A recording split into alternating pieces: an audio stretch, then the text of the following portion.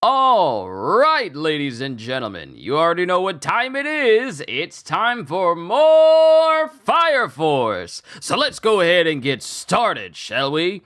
Yo, peoples, Kyushu92 here, and welcome back to yet another live reading of Fire Force. Today, we're going to be checking out Volume 29, titled Doomsday Approaches. And I have to say, out of all the manga volumes for Fire Force that I have, I really like this one because it just shows how massive Charon is compared to Haumia's size. He's sitting down and his head is still bigger than her shoulders. He's sitting down and he's the same height as her shoulders. That's how big he is. So this man, he a big man. But it's good to see you, Holster. Let's go ahead and begin, shall we? Summary. Shinra and the other pillars have vanished, gone to Adola. Company 8 and Ogun rush to Amaterasu, the key to activating the Great Cataclysm, in an attempt to prevent the end of the world. The white-clad cult appears before them, and Ogun struggles to defeat Charon before a shot from Hinawa's gun saves his life. But Dragon enters the fray, and his fated rematch with Arthur begins. Meanwhile, Vulcan, Lisa, and Yu have gone inside Amaterasu to keep the activation switch out of enemy hands. But they run into Dr. Giovanni, who reveals the truth of Amaterasu to Vulcan, before using bugs as a medium to take over Yu's body. Now he is about to turn the key to ignite the Great Cataclysm. So, the chapters we got are 250? I want to say 250. CCL is 250 in Roman numerals, correct? Because we did chapters 241 all the way down to 249.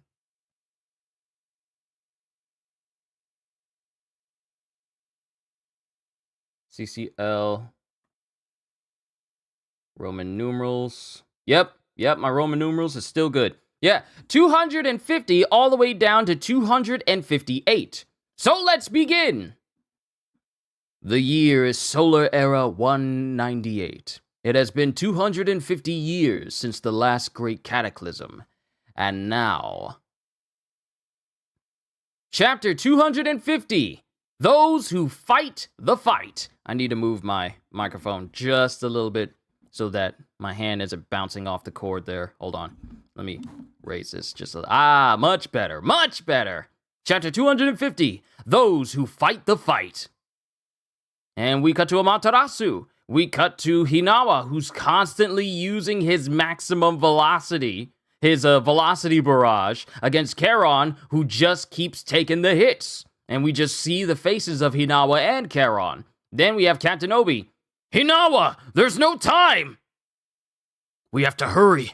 I have a bad feeling about this. Then we have Ritsu, who's walking in the midst of all of her infernals that she's raised. Oh, what a shame. Then it shows Dragon and Arthur as they fight, knocking up plenty of infernals in their wake. What is the matter, child? And Arthur is just, really calm. He hasn't lost his composure the entire fight. And he proceeds to slash Dragon in his chest. But Dragon just goes, weak! And he tries to swipe at Arthur, who dodges, and then he tries to stab into Dragon's neck.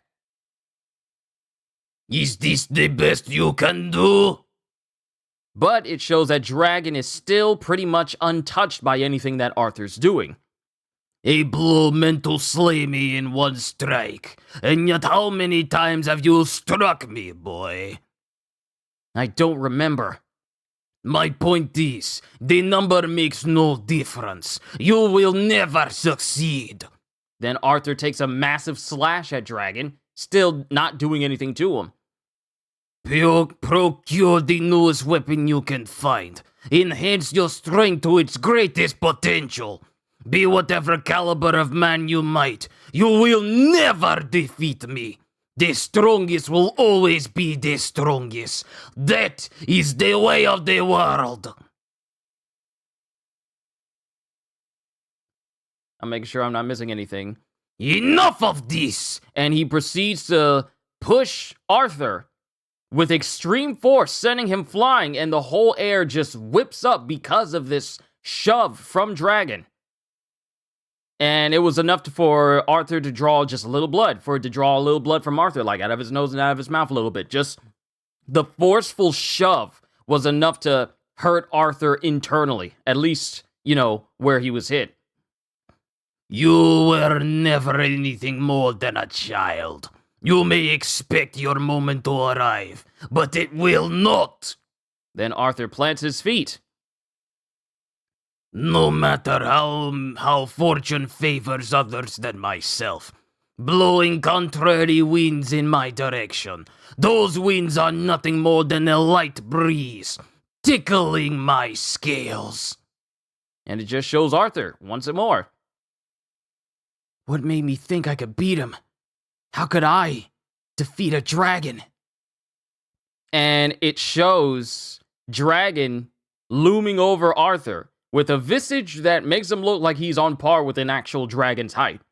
Then Tamaki looks over and she sees Ogun's down. We got Maki fighting with Tekyo. We got Captain Obi and Arrow holding the line. We got Hinawa saying like, you know what, I ain't hear no bell. And he's constantly firing at Charon.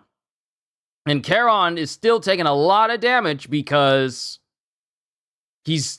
all these hits is definitely doing damage to him because he's bleeding out of his mouth as he screams, "You've lost, Company 8! The fact that we beat you proves everything! At the heart of this world's imagination is death, and the answer is the Great Cataclysm!" And while he's screaming this, while being shot by Hinawa, we see the newly shapen face moon up in the sky. Then we cut back to Arthur and Dragon. I have no interest in fathoming the shallow depths of puny minds, but I know what is in yours, boy. It is despair. And then Arthur is like slumps. And once you have known despair, you can never stand against my pressure. I haven't yet. Then we cut back to the inside of Amaterasu as Giovanni Yu begins to put the key inside of Amaterasu. Oh no! Oh, it's in! No! It's in! The key is in! The key is in. The key is in. And that's what we end chapter 250 on. The key is in, and it clicks. Oh, no. That's the end of chapter 250. Onwards to chapter 251. The shield breaks into laughter. And then it's kind of quiet. And then Lick goes, Vulcan! Vulcan! Captain Obi. What's going on inside Amaterasu? Hinawa! There has to be a limit to how much energy you can absorb. I will end it. This is Charon saying to himself, thinking to himself, I will end it. You're right, and we're almost there. I'm sorry it took so long, Halmia. Then we have a flashback to a much younger Charon. I will put an end to your hell. Halmia! Halmia! Hello? Where are you? I take my eyes off her for a second and she runs off somewhere. And then he notices someone slumped over in a corner, and it's Halmia! And it's Halmia, younger Halmia, as she's like wincing and she's in pain. Are you alright? My head! It's gonna split open! Everyone's bad thoughts! They're all coming into my head! And she's wincing from pain because it's giving her migraines. Halmia! And then Halmia spins around and punches Charon in the face. Stop worrying about me! I heard what's in your head too, you know! If it will make your burden even a little bit lighter, hit me as much as you need to. And then Halmia takes the lamp that Charon was carrying looking for her, and she starts laughing as she begins to beat on Charon with this lamp. Just with this lantern, she starts beating on him with it. And he's just taking it. And she just starts laughing more and more and more until it's like crazy.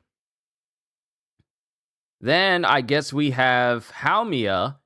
Wow, Haumea in her room without her crown on. And mind you, we still don't see her face, but we have Charon watching after her. And then we have Arrow. She wore herself out and fell asleep? Those wounds, did Haumea do that to you? Your face looks awful. Even in sleep, there's no rest for Haumea. The emotions of every human out there flow into that little head of hers. Her only escape is to take pleasure in the madness and the malice. You're Charon the bouncer, aren't you? Why don't you absorb the damage? Her violence is an expression of her pain. I want to understand her pain as much as I can, so I will take every hit. How meaningless. Haumea's pain is my pain. If you're ever made a guardian, you'll understand. This is before Arrow became the guardian of Sho.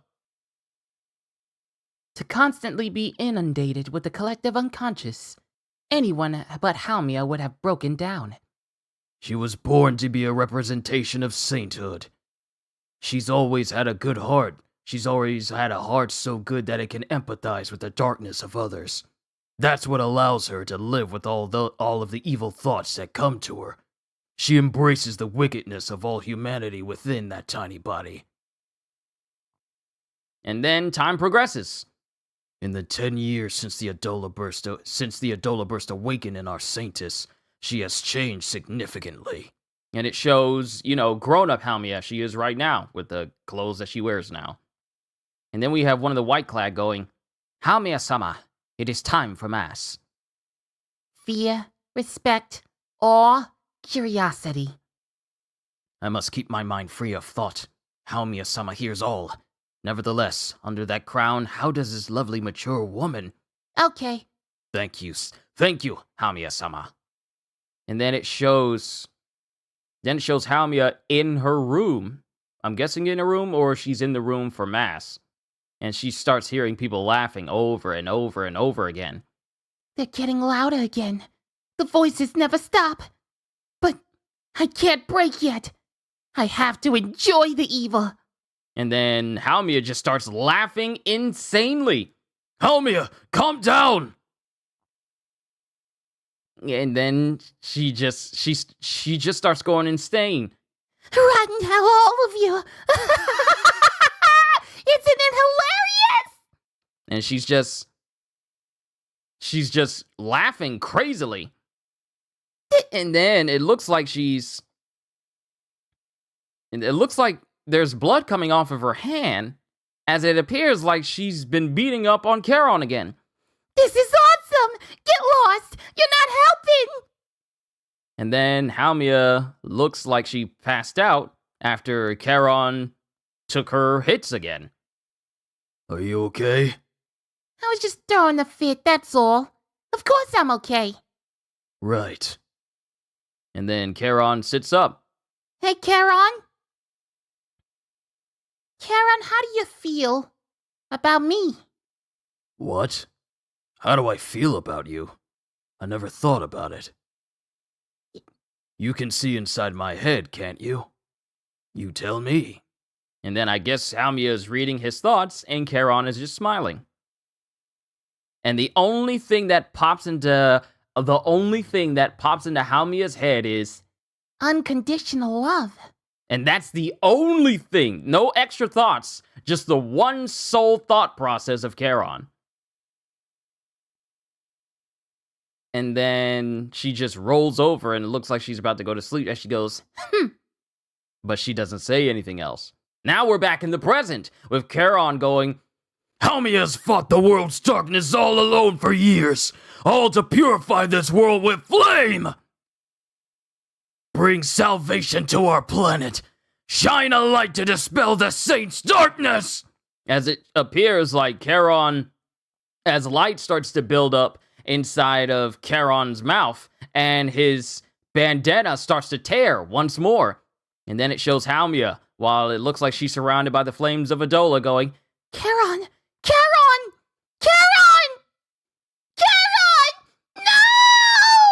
And as she screams this, it appears like the world changes once more. Like we get an inverse. On one side, we have the regular moon, and then on the other side, we have an inverse of the moon, which is black now. And then we have the face of Charon going, You can handle the rest on your own. Right, Halmia? and that, as it looks like Charon is like disintegrating. It looks like his whole body is just peeling away. Or is he oxidizing? Is he oxidizing? Because his whole body just starts to peel in different places. So I think he's oxidizing. You can handle the rest on your own. Right, Halmia? And that's the end of chapter 251. Onwards to 252. The image of the end. And we're back inside of Amaterasu as the key turns. And then all of Amaterasu starts to crackle with energy. And then we have Giovanni Yu going, This will be the end of everything! And not only does Amaterasu change, but everything outside changes. Like we have a giant moon, which is completely different from the one we've seen before. Just a giant moon with a giant eye in the middle of it. And big branching stalks that branch out from it as it hangs over Amaterasu. And then Captain Obi's just looking up going, What just happened? An eyeball? and then, and mind you, they're not saying this, they're just thinking this. With Arrow going, This world has been linked to Adola. The 8 pillars. They are assimilating with the imagination. and mind you, everyone is speaking. Everyone is speaking with thought bubbles. But they're not actually physically speaking. All of the things they want to say is being said through with thought bubbles now. And then it shows the outside of the world as it shows this big giant moon eye that's just hovering over Tokyo as the thought bubble assimilating with the imagination looms over the entire world. And then we cut back to Dragon and Arthur. So, it has begun at last. I had grown tired of waiting for this moment. The truth is, I am bored. I thought you, child, would give me some modicum of entertainment. But my hopes were vain. Like you, I am in despair. I am not in despair! Don't give up on me yet! I've had enough! As Dragon jumps up in the air and prepares to blast Arthur with another flame blast of his. Then we cut to Hinawa. Then it cuts to Hinawa after he's fired onto Charon, as Charon looks like his whole body has just turned into complete and total energy now. Like his whole body is engulfed. The same way Captain Burns' body was engulfed when he reached stage 4. Charon's whole body is just pure, looks like it's just made of pure energy now. As he goes, Thanks for all the energy. Huh? All that energy had to be too much for him. He should be falling apart by now. You can have it back now! Maki! I'm on it! This is my last gift to you, Fire Force! As Charon looks completely roided out with all of this energy that's built up inside him. And then Maki jumps up in front of Hinawa as we get this big, gigantic explosion that happens from Charon. Oh, we don't even see him blow up, so to speak. We just see the explosion happen. But we have Maki in front of it, preparing to block it. If it's thermal energy, I can catch it, and I can control it. And then she catches this energy. But Maki is struggling. Good! Hold it right there! I'll alter its trajectory! I'm counting on you, sir! Charon's final attack is going to do some damage. I need a target! And then what he looks over is he sees Dragon still airborne. Dragon! And then it shows Maki, and the blast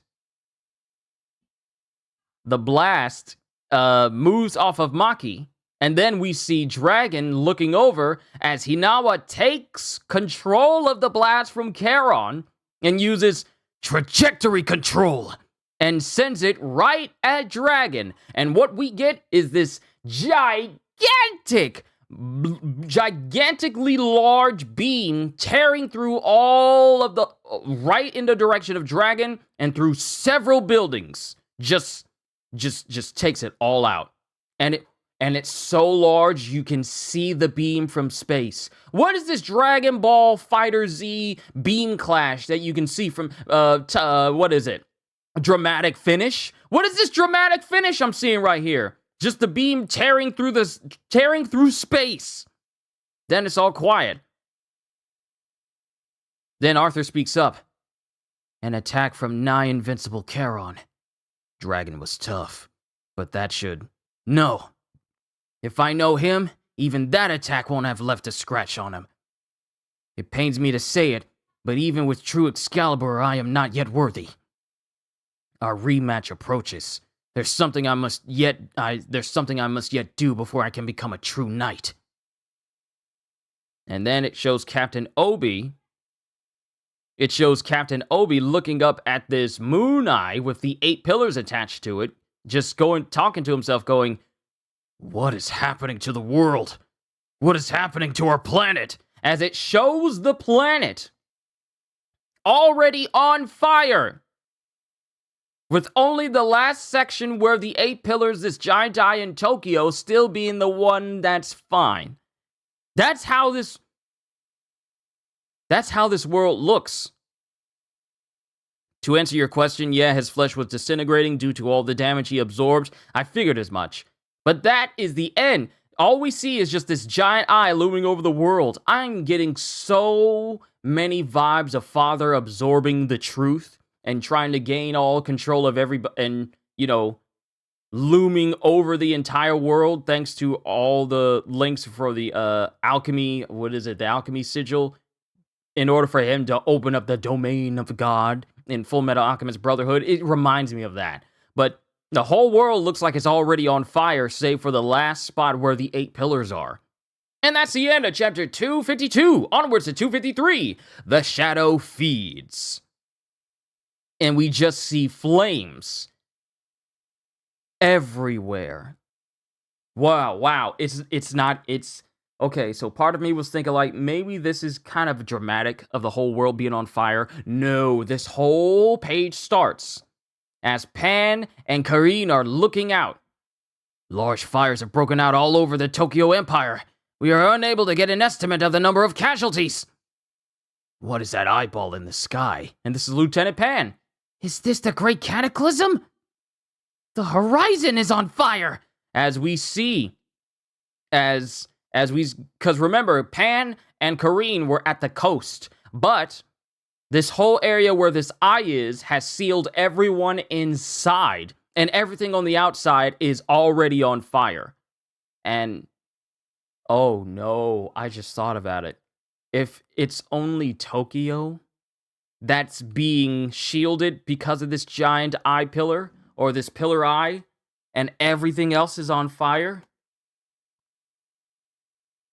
I immediately think of the Chinese peninsula and think of Juggernaut's mom. No! She was so nice, don't you know? The horizon is on fire! Then we have citizens looking on. It's just like it says in the scriptures. Prologue. In the distant past, mankind incurred the wrath of the stars, and the world was wrapped in flames. This was the day of the Great Cataclysm. As lightning fills the skies, thunderclouds fill the skies. Thunderclouds fill the skies as the giant eye looms over the entire empire. Then we have Lieutenant Lee and everyone else.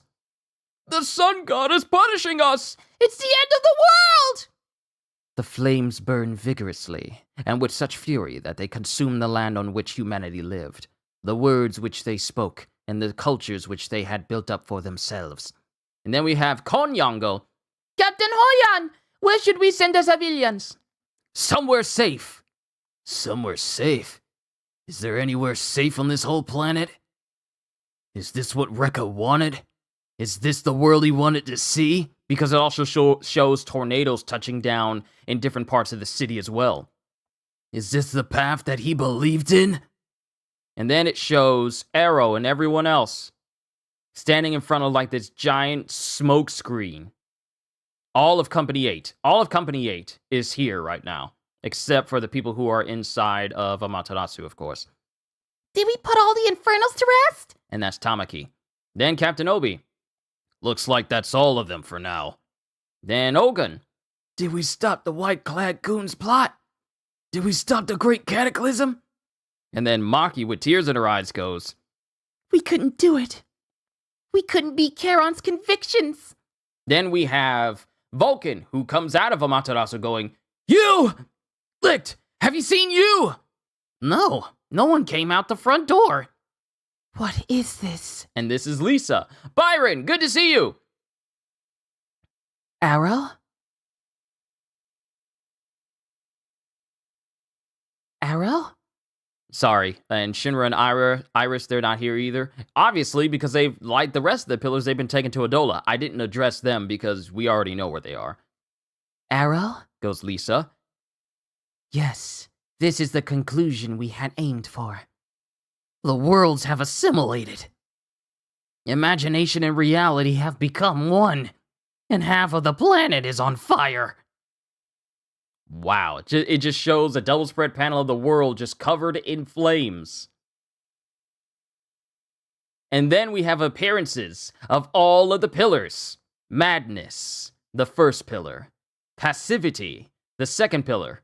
Madness, the first pillar Amaterasu. Passivity, the second pillar Haumia.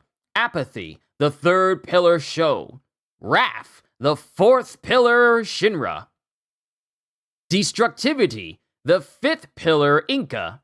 Fear, the sixth pillar Nataku. Loathing, the seventh pillar Sister Sumire. And lastly, despair, the eighth pillar Iris. All of them. Can you hear it? This is the collective unconscious I've listened to all my life. The hope that exists in this world. One might call it optimism, but it is actually only resignation. There is no such thing as real hope. All things in creation are doomed to destruction from the moment they are born. All people, all planets, everything. Imagine. To imagine is to create all possibilities, and to erase all possibilities. Now, let us move onward. Let us put an end to this tale. As it shows Haumia just floating in this space. As it's almost like she's melding into it. It's really weird. There is nothing special about despair. And then we're back here with the rest of everyone. Don't panic! Follow the soldiers' instructions to get to safety! Stay calm! Try not to get hurt! And these are some soldiers from Company 4. It's too late. It's the end of the world. Don't give up, stupid! What are we supposed to do now? It's all over! And then his eyes widen, as in that moment, he goes infernal. No. Since the world of Adola has assimilated into the real world, the doppelgangers of people are now starting to appear. It's not people turning infernal, because that would mean that the world of Adola is still separated. No. The doppelganger of this Company 4 soldier appears in front of him. You're me. And then his own doppelganger rushes him, grabs onto him, as he starts to burn him to death. We got trouble! As the doppelganger just pretty much kills his original self. The doppelganger kills his own self and just turns him to ash. Just right then and there. The most dangerous of bear hugs, if you will. Even more dangerous than that of Ainzul Gon with Clementine and Yujiro Hanma with his wife, before he gave her the one and only hug she'll ever get from him in her life. But, another story. Then we have Lieutenant Pan. What happened? There was someone who looked just like him. And a doppelganger. And that's the end of chapter 253. Onwards to 254, where hope is. The fact that this is happening right here, right now, and this is only volume 29, and I still got 5 more to go? How do you resolve this how do you resolve something like this? How long does it progress for the end of the world to continue for 5 more volumes? Don't answer that rhetorical question. We'll figure it out as we go. But we have Joker as these giant tornadoes and fire is just all around, and thunderstorms is all around the city. The world is on fire. Is this what despair looks like? I see it burns through your eye. I see what's happening in Adola. I have this world all figured out. I know the rules. And there's only one man who can spur the rest of us into action. Then we have Captain Ibana. What is that giant eye in the sky? Is everyone else seeing that? Please let it only be in my head. Then we have her subordinate. It's the phenomenon you've been researching, Captain Ibana. It is occurring in Company 5. What? Doppelgangers. Fifth Angels 3! We need you to help with the rescue! Hurry! It's too late. It's the end of the world. As one of them is panicking and falling into despair, and then she looks as the doppelganger, one of the Angels 3's own doppelganger pops up and goes, You think so? Then let's trade places. As we only see the final look of this one human Angels 3. Kitty! Hey-oh! Good to see you. We see the final look of this Angels 3 as her doppelganger is reflected in her shades. And then we just see flames pop up from the bottom of one panel and the screams of the original being burned to death again. Then we get more tornadoes. Firestorms? Like the one we froze. But there are so many now. And this is Maki. Then we have Tamaki. Inspector Licht, is there anything we can do? It's happening on such a large scale. If we don't know where the flames are coming from. And then someone steps into frame, and it's Joker. despair. Joker, you know something? What's burning the world right now is the negative emotions of the human race. Madness, passivity, apathy, wrath, destructivity, fear, loathing. Put them all together and you get despair. You know what? Kind of reminds me of how you... kind of reminds me of the equation, the full formula of the anti-life equation. Because it's like, actually, you know what? Let's take this moment real quick. Because it just reminds me of it. The whole anti-life equation. Because the actual formula for the anti-life equation is loneliness plus alienation plus fear plus despair plus self-worth divided by mockery, divided by condemnation, divided by misunderstanding, times guilt, times shame, times failure, times judgment. N equals Y, where Y equals hope and N equals folly. Love equals lies, life equals death, and self equals dark side. That is the anti-life equation. Joker going down this whole list, it just reminded me of that. Put them all together and you got despair. The religious belief in returning to the sun's flames, the belief the evangelist has been planting in the human psyche since ancient times, and the death that humanity wishes for at the end of their evolution. Together they form an image of despair that fuels the flames of the great cataclysm. So you're saying everyone's despair is flaming the planet? Wait a minute. If what Arrow says is true, the white-clad cult was afraid of letting Shinra become a hero. So the existence of a hero would have been an obstacle in bringing about the great cataclysm? And this catches Captain Obi's attention. In other words, the great cataclysm can't happen unless people are imagining despair? Which means... What does it mean? It means what Joker just said. The fuel for this fire is human despair. And if that's true... Commander Sho told me not to give up hope. This might sound completely irrational given the circumstances, but I think this means hope will be our fire extinguisher. Hope? Are you sure? I know it sounds wrong for a scientist like me to come up with to be coming up with with these fairy tale solutions. But from the point of view of the people from the previous era, our world probably already looks like some kind of fictional fantasy story. Okay, Licht, you're kind of breaking the fourth wall here just a little bit. And then we have Captain Obi. Company 8 believes in you, Licht. Let's get the message to the other companies. Tell them don't give up hope. Looks like you don't need me to spell it out for you. Captain Obi, you are a light to humankind. Please guide us. And this is Hinawa. We're with you all the way. Thanks, Hinawa. I know I can always count on you. Thank you, sir. Despair isn't a good look for Company 8. Of course not, sir! Vulcan, connect me to all Special Fire Force companies. Yes, sir. Hearing from you will do wonders for their morale. I hope I can be a little help. I just hope I can be a little help. You're eating some hibachi? Ooh. You will be a tremendous help. Then leave it to me. And then we have Vulcan working on the radio. Then we have Arthur going, Vulcan, or rather, Merlin. I must apologize. Merlin? After all your work to forge true Excalibur, I still was not up to the task. I have disappointed the dragon. I have never been so ashamed of myself. Please, Vulcan, grant me your wisdom! For you? Anything. What do you want me to do? I need a ride to the promised land of Company 8. And then it shows someone in space. Who is this in space? They're saying, I am in outer space.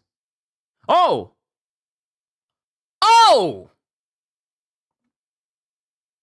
I turned the page to try and figure it out, and it's Dragon! He's just in space!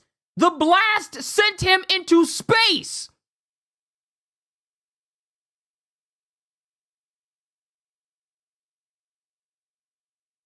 Huh?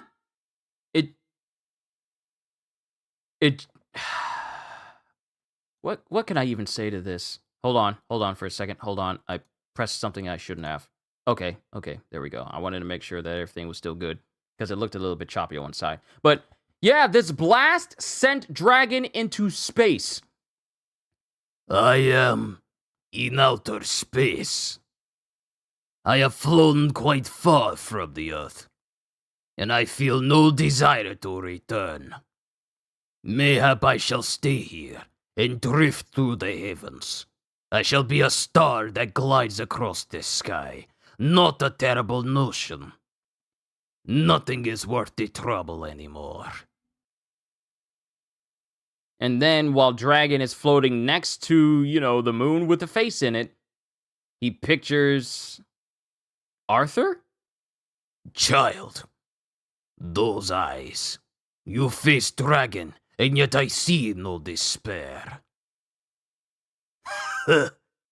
And he turns his wings into what is that monster from Monster Hunter 4 Ultimate? It was one of the Monster Hunter games where it's a dragon that basically has jet engines in its wings and it can fly around. I forget what his name. I forget what that particular dragon monster is called.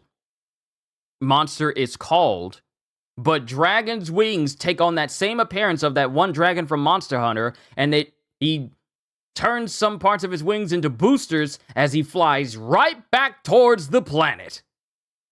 And also, yeah, this man, just like Holster said, this man was completely undamaged, even with a blast where Charon wanted to take out everybody else. He's completely unscratched by it. Is this man like Saitama's older brother or something? What in the world? But that's the end of chapter 254. Onwards to 255. She who is the seventh pillar. And we have the moon. Madness. And then we have the eye over Tokyo. Despair. And this is Licht, mind you. What in the world? How do I know this? How do I know how the world works? Then we have Captain Pan and his company. Captain Pan! More firestorms have broken out! So they're not just regular tornadoes, they're fire tornadoes. Okay, just had to clarify. And we're seeing more doppelgangers! Our first priority is to get the civilians to safety. But this does seem pretty hopeless. What can Company 4 do? The firestorms are pulling everything into them! The buildings are being destroyed! Civilians, come this way!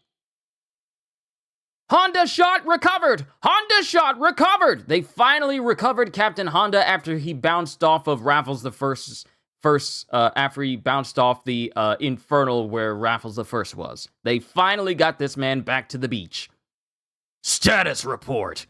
The nation is in chaos due to disaster of immeasurable proportions. As for our status, all I can say is, look around. And then Captain Honda looks up at the eye.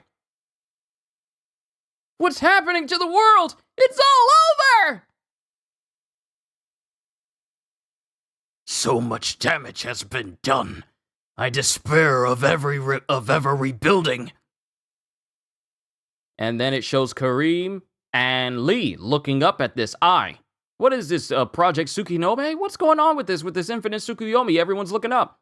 Then we have Captain Hibana. Then we have, what is her name? We have Captain Kayo something? The captain from Company 6. I forget her name. I hate the fact that I forget the names of the captains. How is it that I can remember Captain Hagaway, but I can't remember the captain from Company 6? How does that work? But she's there. The Captain Doctor. The Doctor Captain. Captain Doctor. She's there and she goes, We have multiple injured! They're in critical condition! Well, we have people telling her, we have multiple injured! They're in critical condition! We can't handle any more patients! Oh, Captain Huang! Thank you! Thank you! I forgot her name. I'm so sorry. I remember every single captain's name. Honda, Burns, Hagaway before he died, Obi, Hibana, Benimaru. I remember all their names, but how is it I keep forgetting her? Is it because she doesn't show up as often for me to constantly remember a name? That might be it. But she's having to deal with a whole influx of patients being brought in. And then it just shows the entire portions of the towns just being torn up by firestorms and fire and electricity and lightning, everything. It's just, this is devastation on an endgame level. And you mean to tell me that we still got 5 more volumes to go? But then we have Captain Pan. Captain Hagaway's always said, we fire soldiers, we're powerless. If there's anything we can do now, it's... And then someone steps in. Captain Pan, there's a transmission to all companies. Put it through, now! And then we have Captain Obi. Thanks, Vulcan. Anytime. This is Captain Akitaro Obi of Special Fire Force Company 8. What I'm about to tell you is going to sound completely ridiculous, but please believe me, we know how to stop the cataclysm. These flames that are burning the planet are fueled by people's despair. The only way to put them out is to stamp out despair and give the people hope. Now is the time for the Fire Force to prove to everyone that there is still hope. Don't give up hope. Best of luck to us all. Well, best of luck to all of us. And it shows all the companies listening in. And then we cut to the world of Adola. And who's in this world of Adola? Who peers out, who goes... But it's Sister Sumire.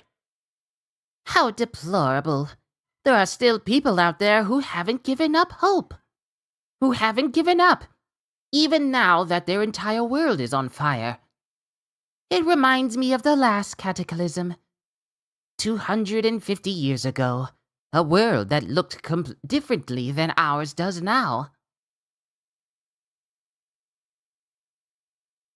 What in the world? What am I witnessing? So Okay. I thought when we had Shinra go into the past and see our world before the Great Cataclysm, I didn't expect to go back there. Because we're seeing Sumire when she was a normal, regular, in real life human being. Before the Great Cataclysm, my name was Sumire Sugita. Even then, in the year 20... Insert time here. 250 years ago, I serve the evangelist to help bring about the great cataclysm. I can't believe they actually got like a real person to pose as Sister Sumire. And she's just walking through real hallways. This is literally more rotoscope of the previous world, our world, in these pages. It is finally time. The preparations are complete. The great cataclysm is at hand. The laws of the world will be painted over once more. The great cataclysm has happened several times over the course of this planet's history. Even the birth of sentient life forms was the result of a cataclysm in the distant past. Then sentient human beings were born, and their collective unconscious came to embrace a single wish for the final destination of biological and planetary evolution. Namely, it is a wish for death. The end of biological evolution is extinction. And the force that would drive the final cataclysm, changing the planet into a sun, destroying it all, is despair. And they have this real life Sumire person peering at me, like to you, the reader, out of the page as if she's out of The Grudge or something, which makes it all the more creepy. There is no such thing as a human with a subjective will. They are merely carried along, sometimes by their government or by religion. Time has passed, and now they think they are making their own free choices. But in actuality, they've only changed the thing they let carry them. These days, humans put their faith in the information they receive from television and the internet as if it were their religion. I feel like this is a jab at Twitter, because you know how some people tend to take everything said on there and Reddit as honest-to-God truth and fact. They are carried along by the trends they find there with no will of their own. Sounds like the people who have something negative to say about Suicide Squad Kill the Justice League. Maybe Sumire kind of spitting some facts a little bit. They worship the collective unconscious, the multitude of insubstantial opinions that exist on social media, mindless drones who are carried along by rumors and trends without a thought of their own. I'm gonna be real with you. I ain't arguing. I ain't arguing with her. So shall we be off then? The name of Japan, where many claim to have no religion, has no moral backbone. Here, it is very easy to generate a collective unconscious and to lead it along. That is why we chose Japan. It was the perfect country to imprint with the evangelist's guidance, to make into the center of the great cataclysm that would destroy the planet. One look at social media, and you'll see mobs of people who are carried away by the latest craze, gossip, insubstantial fad. She's not wrong. I can't even be mad at her because she's not wrong. The way they swarm to those trends, they're like bugs to a flame. A crude way to put it, but she's right. Every time I look at a smartphone, there they are. More bugs. This person is stupid. This is stupid. That too and that. I can hardly believe that there are the oh-so-intelligent life forms that evolved from past cataclysms. With this larger proliferation of stupid, brainless bugs, the preparations are complete. And then Sumire starts laughing. The mindless masses will provide ample fuel. Only 2 cataclysms remain before the extinction of the human race. Now, let us get going to the next important stop on the way to extinction. This great cataclysm will turn our world into one of flames and spontaneous human combustion. And it shows this real-life Sumire just looking out of the panel, smiling deviously. This was a creepy chapter. Can I say that? Can I say how creepy it was? It's one thing to have characters say these things, and they look like manga characters. It's another entirely when it's just a rotoscoped real person, and they're saying all of these lines, and they're constantly looking at you through the panel. It's creepy! But that's the end of chapter 255. Onwards to 256. Reunion with the Illusion. And we have people running as the firestorms and the chaos and destruction continue to rip apart neighborhoods. And it's a mom running with her son. Civilians, please evacuate immediately! And as it looks like some roofing, like, metallic roofing like you would see over a shed, one appears like it's about to hit this woman and her child, but Captain Obi comes in and he just straight up blocks it barehanded. Have I ever said how ridiculously strong this man is?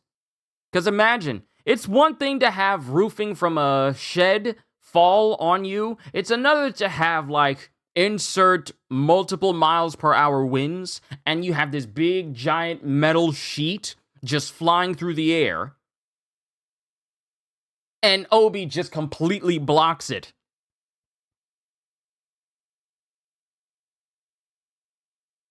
You're almost at the shelter. Thank you. What's your name, champ? Tatsuto! Tatsuto! I don't want you ever giving up hope as long as the fire force is around.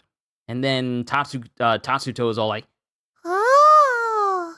Then we have Maki, who's using her powers and saving some more civilians. Go! Now's your chance! And everyone, please don't give up hope! Then we have Inawa. That's one neighborhood evacuated, sir. As long as this helps change even a little of the despair to hope. And then we have Joker with Licht. He's a real pro. Logically speaking, if we reduce the despair, the flame should go down. But the flames are just as intense as when we started, right? Right. A prediction comes to mind, but it's not very nice. You think so too? Yeah, I mean, there is no such thing as a worthless person. As a member of Company 8, I'm trying to hold on to that idea. The worthless people are left to wander around, exacerbating the situation and starting fires. The world is full of people who don't think for themselves. Those mindless drones are just fuel for the establishment. And it shows Licht looking at the chaos that's erupting all around Tokyo. For some reason, I know all that. Do you know it too, Joker? Yeah. As he holds his right eye, he's seen this before. Because of his link to Adola. I know how this story works. I get it now. And then it shows Kareem, who's there with a brand new trumpet weapon, as he goes, with this new and improved pipe gun upgraded by Company 8's engineer, I'll freeze you frozen! Thermoacoustic cooling! And then Kareem proceeds to freeze more firestorms, just like he did before. Well, yeah, just like he did before when we had a first firestorm in this series. That should slow down the damage a little bit. Then we have Kareen using his scale shields to protect more civilians. All the civilians are safely inside my barrier, sir! Good work, Kareen. Thank you, sir! Keep helping the civilians. Keep giving them hope! Then there's an enormous explosion. There's this enormous explosion that happens right behind Kareen and Pan. Then it shows one member from Company 4 standing there as he's coughing, and then Pan goes, "You okay?" Then out of nowhere, an axe flies through the smoke and finds its place directly in this soldier's head.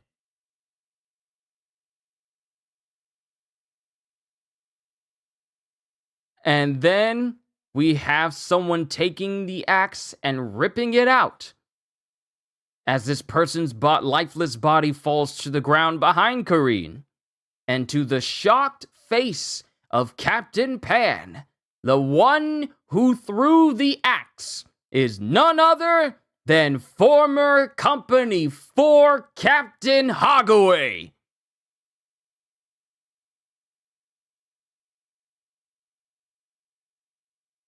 The way he looks is just terrifying. Captain Hogaway is standing there, and in a moment's notice, before Pan can even react, that same axe finds its way into Pan's midsection. Ah! Captain Pan! Not a problem. And the thing is, we all know what this is. This is not the real Captain Hagaway. This is his doppelganger. I saw. It can't be! It's not. It's his doppelganger. Hagaway saw. And then we cut back to Kareem as he's huffing and puffing, as apparently he's frozen more firestorms. I knew we could count on Company 1. We can rest easy now. Then we have Lee. The civilians are regaining hope. Now, if that will slow down the flames. Then we have a member from Company 1. Lieutenant, there are new large-scale disasters breaking out across the Empire. What? Then nothing has changed. Then something starts to break up the center of one of these fire pillars, and it completely shatters it. And then, as everyone shields their faces from the shockwave of this thing shattering, Kareem looks, and with complete shock,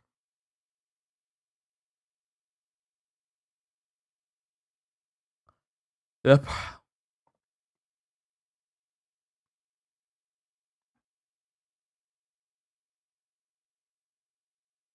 person that appears from inside this pillar Is Rekka Hoshimiya.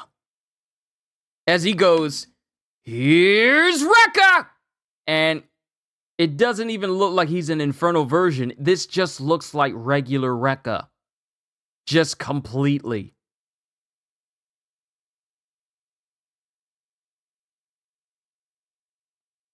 And that's the end of chapter 256 onwards to 257. Hot-blooded, despair-loving jerk. I'll say that. Woo! I'm back! I bet you were just freezing in the cold without me to heat things up. This isn't happening. Rekka, is that you? But you'll be okay now! Good morning, everyone!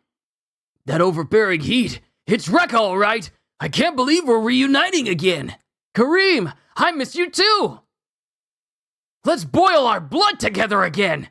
As he says this, he reveals that he still has that gaping hole in his chest that Arrow gave him in order to keep Rekka from leaking any information earlier on in the series. He still has that big hole in his chest. And this makes Kareem take pause. Rekka, I hate to say this, but you're already dead and passed on. The you we're talking to is just the you from our imaginations. Sure is, but I don't sweat the small stuff. The doppelganger of Rekka? A physical manifestation from our imaginations? But which one are you now? What do you mean, which one? Whoever I am, I'm telling you I'm not the type to sweat the small stuff. Kareem, Hoyan, we're together again, so let's join forces to destroy the world. You seriously want to turn this planet Earth into a sun? Yes, I do! But, Rekka, you weren't thinking straight back then, right? You were tricked by the bad guys. And then Lee doesn't waste any time as he goes to try and jab at Rekka, which Rekka dodges.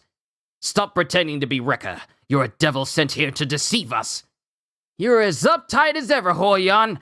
I love that! Despair! And he launches some punches at Lee, which he tries to block at first as he goes, Hoyan! Hotter! Hotter! Hotter despair, Hoyan! Say!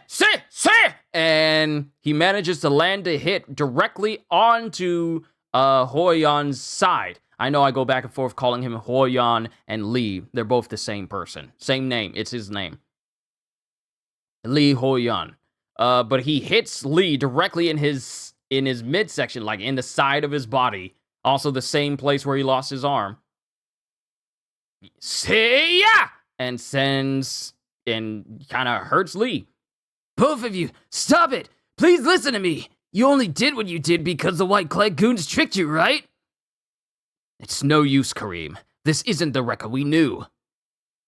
There may be a hole in my chest, but the memories I share with the two of you are always engraved in my heart. Enough! You're nothing but an illusion. If you remember, tell me, Rekka Hoshimiya, was he a hot-blooded guy who turned into a jerk, Or was he always a jerk who happened to be hot-blooded? Tell me the evangelist took advantage of your sense of justice to drag you down the path to evil! Sister Sumire found me when I was an orphan. From the beginning of my life to the end, I never did anything that took me off the path of justice. What you're doing is in direct opposition to the will of the great sun god. I am an apostle of Adola. People wish for despair. Place your hand on your heart and ask yourself, contemplate death. At the end of our path, in everything we aim for, there is despair. Don't be afraid. I'm with you. I'll guide you. Everything is going to be okay. As Rekka is just as insane as ever. He's just as insane. Making sure that I don't hit the mute button by mistake. And while he puts up the hands for Lotome, we just see the hole that's, in his chest. And that kind of really takes away from the fact that he's really not Rekka. I mean, even with this hole in his chest. Then we have the other members of the Cataclysm Execution Squad. And we have Fairy, who's watching everything. Feel the despair as you fight your former friend. Will you defeat Rekka, or will you go with him?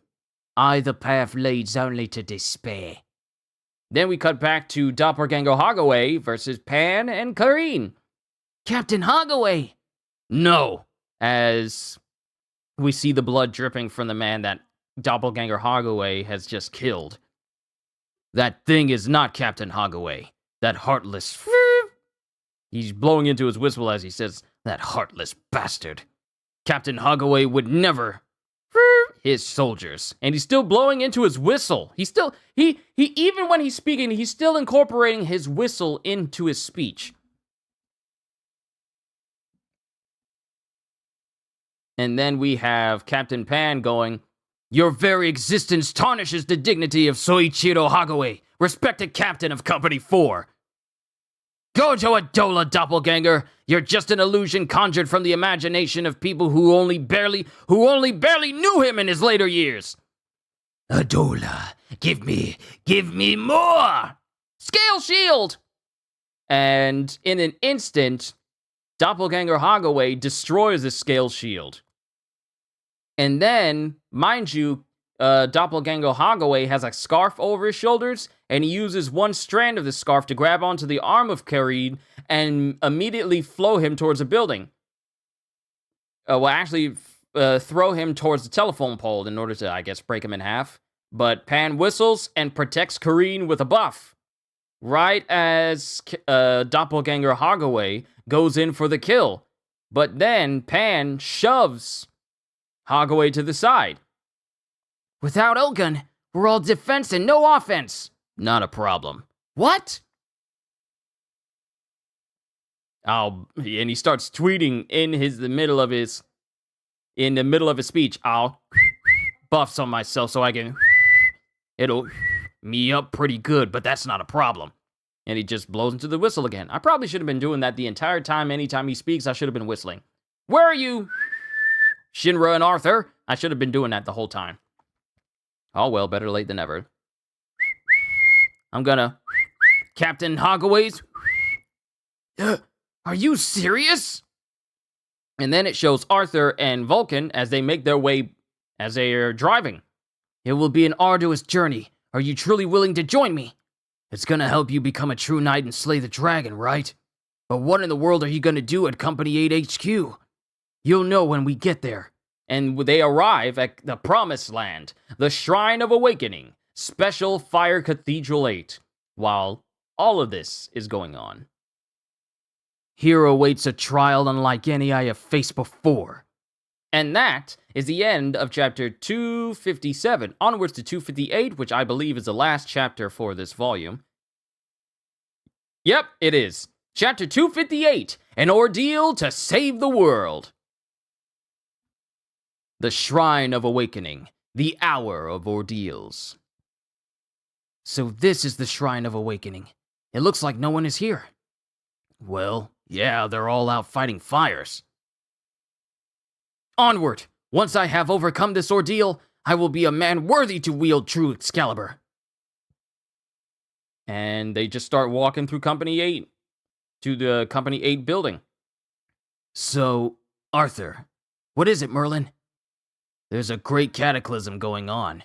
What are we doing here? What exactly is your plan? I hope you know what you're doing. Yes, I must walk the path to night kinghood and face the ordeal in the Chamber of Good and Evil. Chamber of Good and Evil? Here. I get it. Good is Arthur and evil is Shinra.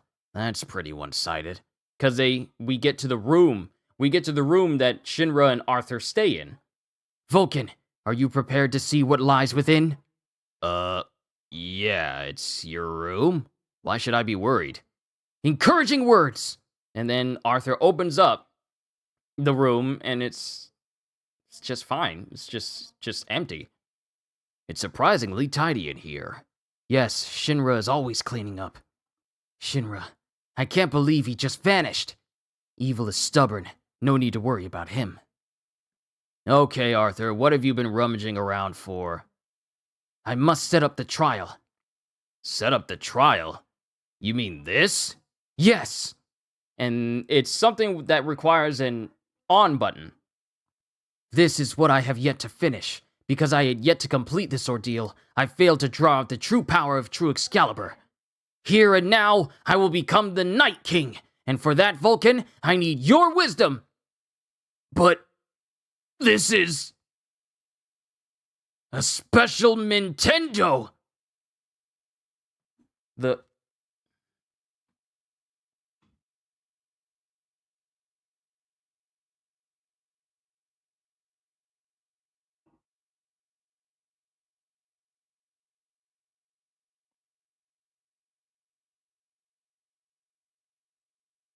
I'm just gonna take a moment.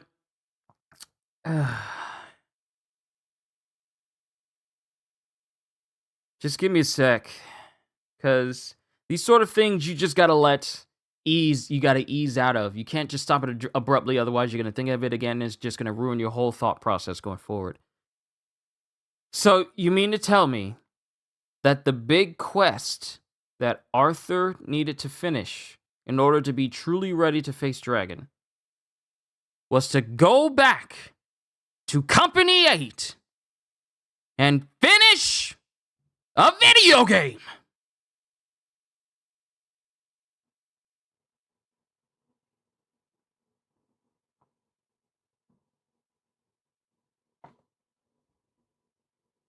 I'm almost done with this chapter. This is almost as bad as Tanjiro fighting Akaza and announcing he's going to cut off his head in Demon Slayer rather than take advantage of him having a surprise attack. If you've seen my Demon Slayer read through for that moment, you know that I go off. A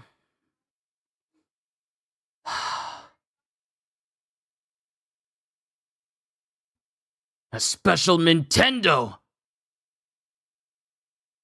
And the game in it is Dragon Question.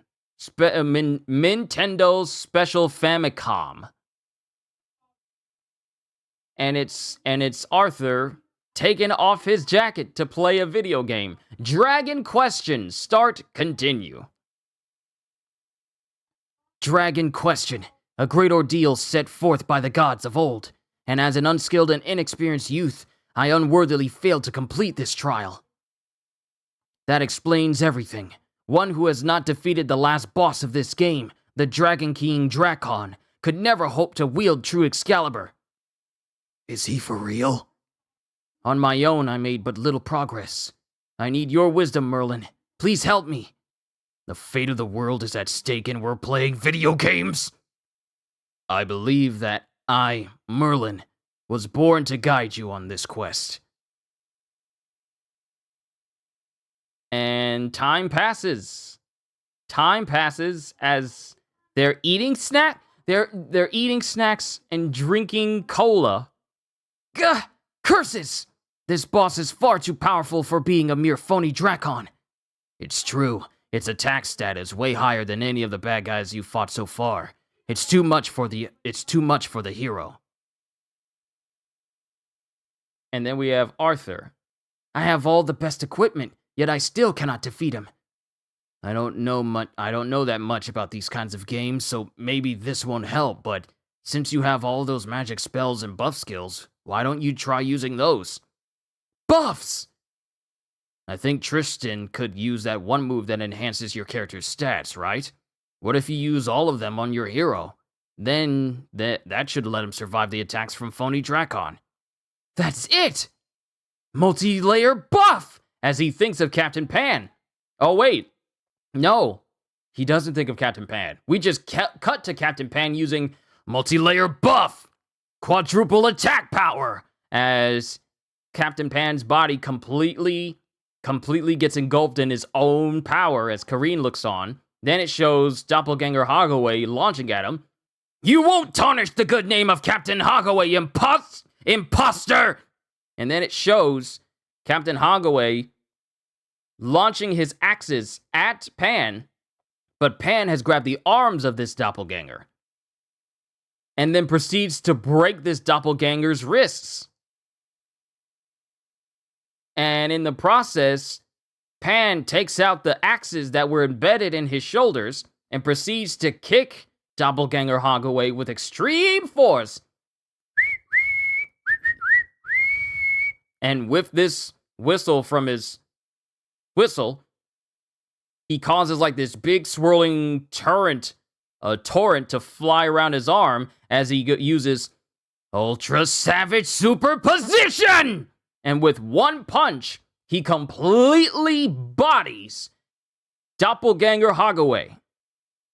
He just completely obliterates his entire torso, like just punches a hole straight through his chest, not akin to that of Rekka Hoshimiya, and just blows up his whole upper torso off, just like that. And it starts to immediately disintegrate. And he's whistling, but he's also meaning La Tome. Tome. You are not Captain Hogaway. When everyone has the wrong idea about someone, all it does is hurt people. And then we have Kareen going, That was incredible! Then we have Arthur and Vulcan giving each other a high five because, yes, we can finally go on to the next ordeal! As Arthur has defeated Phony Drakon, to be continued in Volume 30.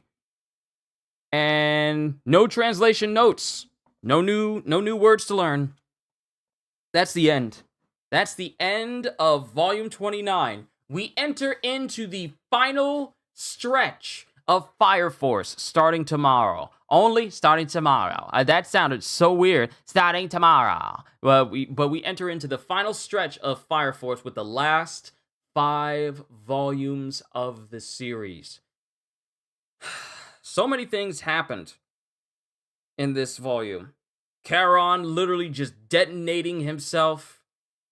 Hinawa using his abilities to direct the blast at Dragon, sending Dragon to space, who is still unaffected even though he's in the vast vacuum of space. He's completely unbothered by it, wondering like, maybe I should just drift here for a while. Then he sees that there's no despair in Arthur's eyes, and he's all like, nah, and he just flies back in there. Then we find out that the Great Cataclysm has pretty much already started.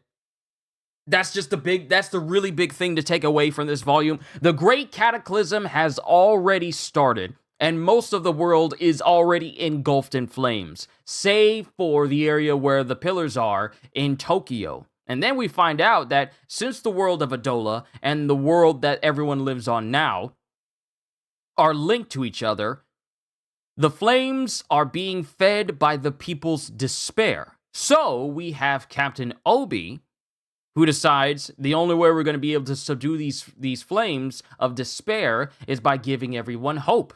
Because that's the reason why they had to get rid of Shinra. They get rid of Shinra because he will inspire. They know that Shinra will inspire people and give them hope. The whole premise of him wanting to become a fire soldier so he could be a hero, that would inspire people. So they had to get rid of Shinra because not only because of what he would do to counteract the cataclysm. So now we have the fire soldiers working together to give people hope as they save them. so that they can turn the tide and hopefully stop this gigantic destruction of their world before their world turns into another sun. And as Halster says, video games are going to help save the world. I never thought I'd actually say that out loud in context of like a story. Video games are going to help save the world. And don't forget, tomorrow that chapter 1103 of One Piece comes out. I look forward to both, as well as My Hero Academia. Oh yeah, tomorrow's going to be very busy because, let me pull it up. How many days do we got left? How many days do we have left? 1 day! It's coming out tomorrow! We get to read One Piece, My Hero Academia, Jujutsu Kaisen, more, Fire Force! So I'm pretty much going to be busy tomorrow. I probably won't be doing any gaming streams tomorrow after all is said and done. And I'll probably more than likely do my One Piece chapter readings and all those reactions before I read the next volume of Fire Force. But yeah, I'm going to be busy tomorrow. Matter of fact, because of what Ravi gave me, some of you may not know what Ravi gave me.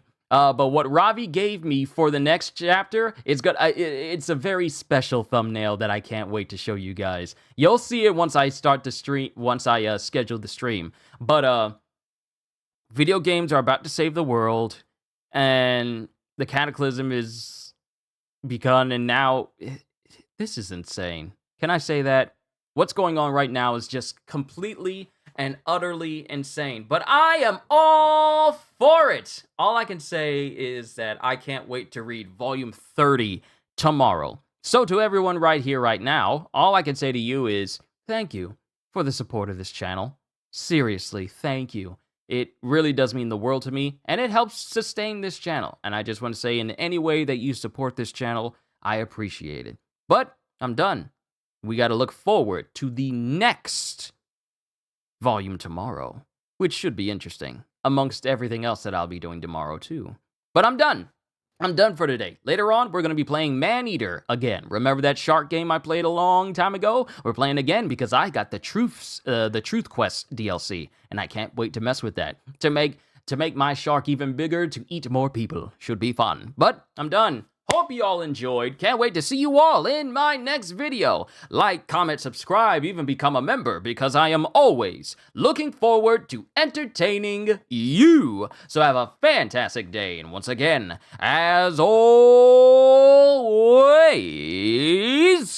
later, peoples.